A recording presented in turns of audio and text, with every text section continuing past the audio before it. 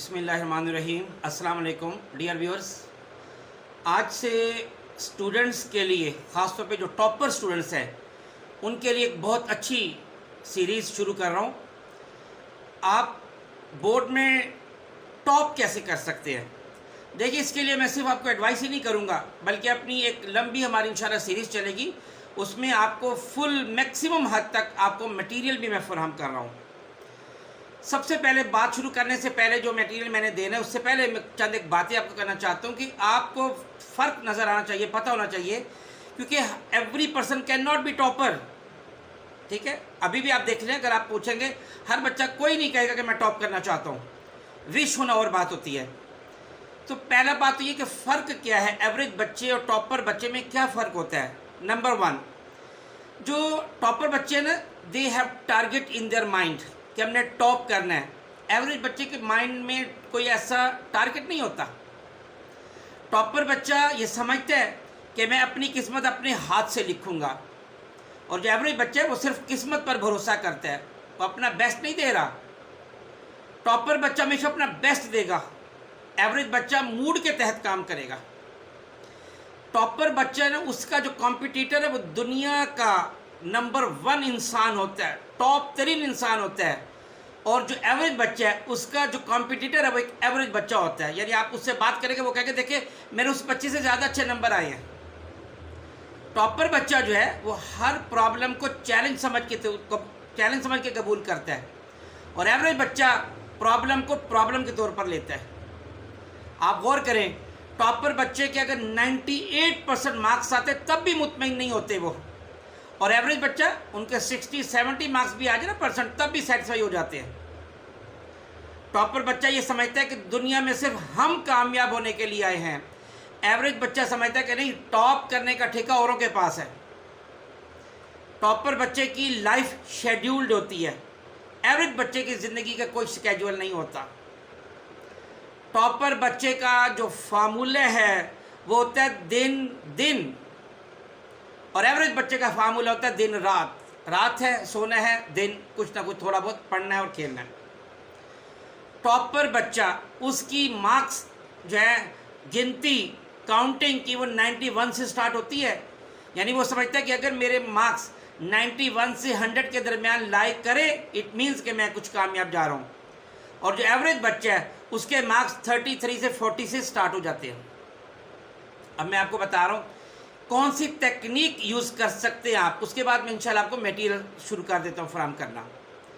पहला पॉइंट, पहली तकनीक ये है कि आपने अगर टॉप करना है ना, तो आप इमीडिएटली पूरी फैमिली में, दोस्तों में, हर जगह अनाउंस कर दें।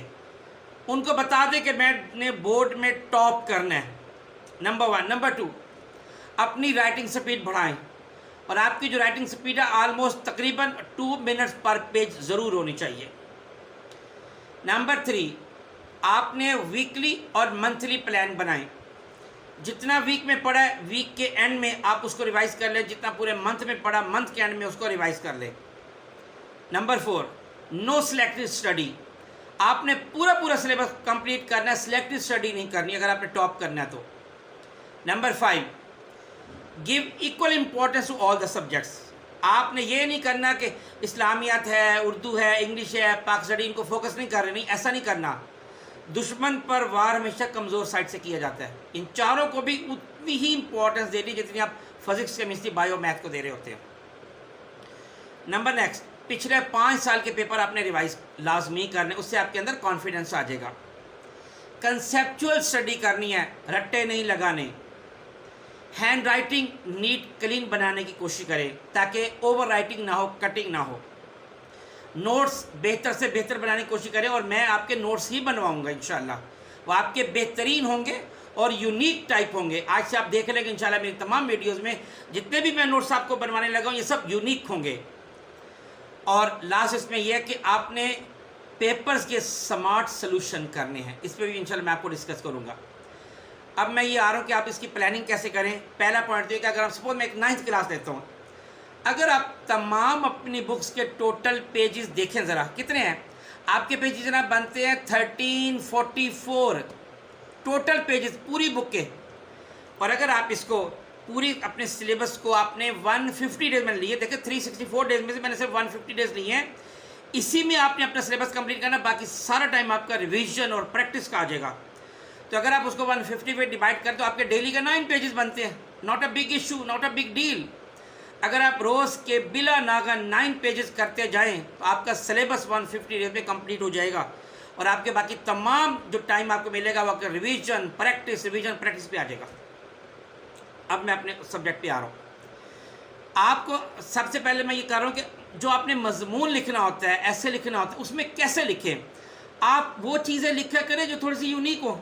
मसलन पहले मैं टॉपिक ले रहा हूँ इलिटरेसी, नाख्वानदगी, पढ़ा लिखा ना होना। आप दुनिया में कोई भी उठा के देखें लिटरेसी का, वहाँ पे लिखा होगा सबसे पहले नाख्वानगी की तारीफ़ क्या है, पाकिस्तान में नाख्वानगी कितनी है, इसकी वजूहात क्या हैं, हुकूमत इस सिलसिले में क्या क्या स्टेप्स ले रही है, ये लेती है। मैं आपको क्या बताने लगूँ और आपके लिए बेहतरीन होगा। नंबर 1, आप ये लिखेंगे, ये जो सब चीज़ें ये भी लिखनी है जो अभी बताइए, उसके अलावा क्या कुछ लिख रहा है। नंबर 1 आप बताएंगे दुनिया में इस वक्त टॉप इलिटरेट कंट्रीज़ कौन से हैं। नाइजर नंबर 1 पे आ रहा है, Sudan, then Guinea, Africa, Afghanistan. ये 5 कंट्रीज इस वक्त इलिटरेट कंट्रीज़ में नंबर 1 पे आ रहे हैं। अच्छा, फिर अब इसका vice versa, top literate countries कौन से हैं। नंबर 1 पे जो लिटरेट है South Korea, then USA, Canada, Australia. Pakistan में लिटरेसी, ये सब आपने लिखना पेपर में लिखना आपने, ये यूनिक चीज़ें होंगी। देखिए हमेशा याद रखें मेरा एक formula, marks are always snatched. Marks छीने जाते, लिए नहीं जाते। और मार्क्स तब आप छीनेंगे जब पेपर चेक करके कैलिबर से भी आप ज़्यादा बेहतर लिखेंगे। पाकिस्तान में लिटरेसी रेट कितनी है इस वक्त? 77 ऑलमोस्ट %। अच्छा, इलिटरेसी की रीज़न्स हैं क्या? पाकिस्तान में नंबर 1 लो इनकम, गुर्बत है, जिसकी वजह से लोग पढ़ाई अफोर्ड नहीं कर सकते। बैड एक्सेस ऑफ लाइफ, ज़िंदगी के बारे में उनका नज़रिया कोई बहुत बेहतर नहीं है। उनका नज़रिया बस यही है, बस इतना हो कि गुजारा हो जाए, खा लें, रोज़ की रोटी पूरी हो जाए। नंबर 3 स्कूलों की फ़ी बहुत ज़्यादा है, लोग अफोर्ड नहीं कर सकते। और एक ये भी रीज़न है कि लोगों का ओल्ड कंसेप्ट बहुत ज़्यादा है कि जी गर्ल्स को स्टडी नहीं करना चाहिए, गर्ल्स को पढ़ना नहीं चाहिए। आपको पता है कि इस इलिटरेसी के फिर इफ़ेक्ट्स क्या होते हैं, मुआशरे पर क्या असरात होते हैं, मुल्क पर क्या इसके असरात होते हैं, ये सब चीज़ें लिखनी है। नंबर 1 जब आप देखें इलिटरेसी होगी, लोग पढ़े लिखे नहीं होंगे, इकॉनमी डाउन जाएगी, हेल्थ पुअर हो जाएगी। क्यों? अनपढ़ लोगों को तो पता ही नहीं होता अपनी सेहत का ख्याल कैसे रखते हैं, अपने आप को कैसे हेल्थी रख सकते हैं, उनको पता ही नहीं होता। नतीजा क्या होगा? क्राइम्स बढ़ते जाएंगे। इलिटरेसी की वजह से क्राइम्स बढ़ जाते हैं। लोगों का जो टेंडेंसी वो भीख मांगने की तरफ आ जाएगी, लोग ज़्यादातर बैगर बन जाएंगे। और इलिटरेसी की वजह से तरक्की नहीं होगी, ना कोई साइंसदान बनेगा, ना कोई इंजीनियर बनेगा, ना कोई डॉक्टर बनेगा, ना कोई प्रोफेसर बनेगा, ना कोई और अच्छा ब्यूरोक्रेट बनेगा, ना कोई पॉलिटिशियन अच्छा बनेगा। नतीजा क्या होगा? डेवलपमेंट नहीं होगी, इन्वेंशन नहीं होगी, डिस्कवरी नहीं होगी। मुल्क इतना गरीब हो जाएगा कि बाकी मुल्क उस पर कब्जा कर लेंगे। ये चीज़ें होती है लिखने की। और सुने, इनका सलूशन क्या है? नंबर 1 बेहतर है इंग्लिश को ऑप्शनल कर दिया जाए, इंग्लिश कंपलसरी ना करें। नंबर 2 आप अच्छी लाइब्रेरीज कायम कर दें जगह जगह, हर शहर में, ताकि लोगों का रुझान बढ़े पढ़ने पर। नंबर 3 हुकूमत स्कॉलरशिप्स करे, जो बच्चा पढ़े अच्छा लिखेगा, अच्छी स्टडी करेगा, टॉप करेगा, या फिर उनके लिए बहुत सारे इंसेंटिव कर दे। फिर एजुकेशन को कंपलसरी कर दे, सबके लिए कंपलसरी कर दे। ये मस्ट, अगर कोई जैसे देखे पोलियो के कतरे कैसे ज़बरदस्ती पिलाए जाते हैं, तालीम भी इसी तरह होनी चाहिए। और ऑनलाइन प्रोग्राम ज़्यादा से ज़्यादा शुरू करें, ताकि अगर कोई ऐसे लोग हैं जो मेहनत मजदूरी कर रहे हैं, सुबह के टाइम कमा रहे होते हैं, शाम को अपनी कमा सके, कुछ ना कुछ अपना स्टडी भी कर सके।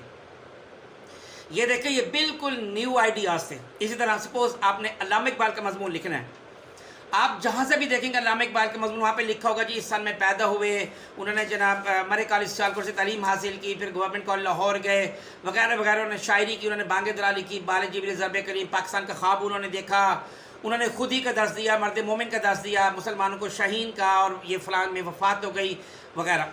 अब इसमें کیا یہ چیزیں ان کا کوئی پتہ ہی نہیں ہے؟ کیا صرف پیدائش، وفات، تعلیم یہ بتانا تھا؟ نہیں، اصل علامہ اقبال کی جو تعلیمات ہیں وہ بتانے والی چیزیں ہیں۔ مثلا دیکھیں، خودی ہے۔ اب خودی کیا ہے؟ خودی کو کر بلند اتنا کہ ہر تقدیر سے پہلے خدا بندے سے خود پوچھے بتا تیری رضا کیا ہے۔ یہ کس کے بارے میں ہے؟ یہ وہ واقعہ ہے جو حضرت ابوبکر صدیق رضی اللہ تعالیٰ عنہ سے منسوب ہے کہ انہوں نے اپنا پورا ہر چیز، پورے گھر کا سامان جہاد کی راہ میں دے دیا، اور ایک ٹاٹ کا کپڑا پہنا ہوا ہے۔ حضرت جبرائیل علیہ السلام آتے ہیں حضور پاک صلی اللہ علیہ وسلم کے پاس اور کہتی ہے اللہ تعالیٰ نے ابو بکر صدیق کو سلام بھیجا، دیکھیے اللہ سلام بھیج رہا ہے۔ اور جبرائیل السلام کا لباس بھی وہ ٹاٹ کا تھا۔ جبرائیل السلام نے کہا آج آسمان کے تمام فرشتوں کا لباس یہی ٹاٹ ہے کیونکہ ابو بکر کا لباس یہ ہے۔ تو اللہ تعالیٰ نے پوچھا ہے کہ ابو بکر کیا تم مجھ سے اس حال میں راضی ہو؟ یہ ہے خودی۔ خودی یہ ہے، یعنی خودی اصل میں زندگی کا راز ہے۔ آپ کیوں پیدا کیے گئے، اس شہر میں کیوں پیدا کیے گئے، اس ملک میں کیوں پیدا کیے گئے، مسلمانوں میں کیوں پیدا کیے گئے، اب تک زندہ کیوں ہو؟ روز تقریباً 3 لاکھ لوگ دنیا میں مرتے، آپ زندہ کیوں اٹھائے گئے؟ آپ جب اپنے آپ کو پہچانیں گے تو یہ خودی ہے کہ میری زندگی کا مقصد کیا ہے، یہ میرا جسم اللہ نے ایسا کیوں بنایا، آنکھیں سامنے کیوں رکھی ہیں، 2 کیوں ہیں؟ اگر یہ آنکھیں ادھر ہوتی تو کیا ہوتا؟ دل کو تھیلی میں کیوں رکھا؟ جسم پر اللہ تعالیٰ نے یہ بیگ کیوں ڈال دی، یعنی کھال کیوں بنا دی؟ یہ خودی ہے۔ اور جو انسان اس کو پہچانتا ہے وہ اللہ کو پہچان لیتا ہے۔ یہ آپ نے ایکسپلین کرنا ہے، یہ دیکھو یہ نئی چیز ہے۔ اللہ تعالیٰ، علامہ اقبال نے مسلمان کو مرد مومن کہا، تو مرد مومن کی خصوصیت کیا ہوتی ہیں؟ مرد مومن کی خصوصیت یہ ہے کہ ہاتھ ہے اللہ کا، بندہ مومن کا ہاتھ، مسلمان کا جو ہاتھ ہوتا ہے وہ اللہ کا ہاتھ ہوتا ہے۔ ہر 2 جہاں سے غنی اس کا دل بے نیاز۔ جو مسلمان ہے اس کو دنیا کی پرواہ نہیں ہوتی، اس کی امیدیں قلیل، اس کے مقاصد جلیل، اس کی امیدیں بہت کم ہوتی، اس کے عزائم بڑے بلند ہوتے ہیں۔ نرم دمے گفتگو، گرم دمے جستجو، گفتگو بہت نرم کرتا ہے، کوشش بہت زیادہ کرتا ہے۔ رزم ہو یا بزم ہو، پاک دل و پاک باز، جہاں مرضی بیٹھا ہو اس کا دل ہمیشہ پاک ہوتا ہے۔ مرد مومن وہ جو بے خوف ہوتا ہے، مرد مومن وہ جو عشق رسول سے بھرپور ہوتا ہے، اور مرد مومن وہ جو لالچ سے بھی دور ہوتا ہے۔ ہر لحظہ مومن کی نئی آن نئی شان، گفتار میں کردار میں اللہ کی برہان۔ پھر علامہ اقبال نے مسلمان کو جو شاہین کہا تو شاہین کی خصوصیات بتانی ہیں کہ عقابی روح جب بیدار ہوتی ہے جوانوں میں، نظر آتی ہے ان کو اپنی منزل آسمانوں میں۔ شاہین کبھی پرواز سے تھک کر نہیں گرتا، پردم ہے اگر تو نہیں خطرہ افتاد، یعنی مسلمان تھکتا نہیں ہے۔ شاہین کی پرواز بہت بلند ہے، اس کی نظر بہت تیز ہے، تقریباً 3.5 کلومیٹر بلندی سے وہ زمین پر خرگوش کو دیکھ لیتا ہے، اور 3.5 کلومیٹر پتہ کتنا ہوتا ہے؟ تو جو خلیفہ برج ہے اس کی بلندی تقریباً 1 کلومیٹر سے بھی کم ہے، یعنی 3-4 خلیفہ برج مل جائیں تو اتنی دور سے وہ خرگوش کو دیکھ لیتا ہے۔ تازہ شکار کھاتا ہے، کسی اور کا کیا ہوا شکار نہیں کھاتا، دوسروں کا مارا شکار نہیں کھاتا، اگلے وقت کے لیے ذخیرہ نہیں کرتا، اور اگر طوفان آتا ہے تو یہ اس سے انجوائے کرتا ہے۔ یہ سبق ہے اور یہ مسلمان کی خصوصیت ہے جو علامہ اقبال چاہ رہے ہیں، جو مسلمان کے اندر یہ پیدا ہو، شاہین کی خصوصیات، مرد مومن کی خصوصیت آپ نے یہ بتانی ہے۔ آپ نے یہ بتانا ہے کہ علامہ اقبال کو جو سر کا خطاب ملا یہ خان بہادر کے خطاب سے بھی بڑا لقب تھا، خطاب تھا۔ آپ نے یہ بتانا ہے کہ ترکی کے شہر کونیا میں علامہ اقبال کی علامتی قبر بنائی گئی ہے، ان کا وہاں پہ ایک پارک بھی ہے اقبال پارک کے نام سے۔ آپ نے یہ بتانا ہے کہ جرمنی میں ایک اسٹریٹ ہے اس کو اقبال اسٹریٹ کے نام سے منسوب کیا گیا ہے۔ اس طرح آپ نے علامہ اقبال کا جو نظریہ حب الوطنی ہے آپ نے وہ بتانا ہے۔ یہ دوسری نئی چیزیں بالکل یہ کتابوں میں نہیں بتائی جاتی۔ بتانے رنگ خون کو توڑ کر ملت میں گم ہو جا، نہ تو رانی رہے باقی، نہ ایرانی نہ افغانی، یوں تو سید بھی ہو، مرزا بھی ہو، افغان بھی ہو، تم سبھی کچھ ہو، بتاؤ تو مسلمان بھی ہو۔ ایک ہوں مسلم حرم کی پاسبانی کے لیے، نیل کے ساحل سے لے کر تاب خاک کاشغر۔ علامہ اقبال نے جو مسلمانوں کو شرافت کا درس دیا آپ نے وہ بتائے۔ حیا نہیں ہے زمانے کی آنکھ میں باقی، خدا کرے کہ جوانی رہے تیری بے داغ۔ سبق پھر پڑھ صداقت کا، عدالت کا، شجاعت کا، لیا جائے گا تجھ سے کام دنیا کی امامت کا۔ آپ نے مسلمان کو ترقی کا سبق دیا کہ قناعت نہ کر عالم رنگ و بو پر، چمن اور بھی آشیاں اور بھی ہیں، اسی روز و شب میں الجھ کر نہ رہ جا کہ تیرے زمان و مکان اور بھی ہیں۔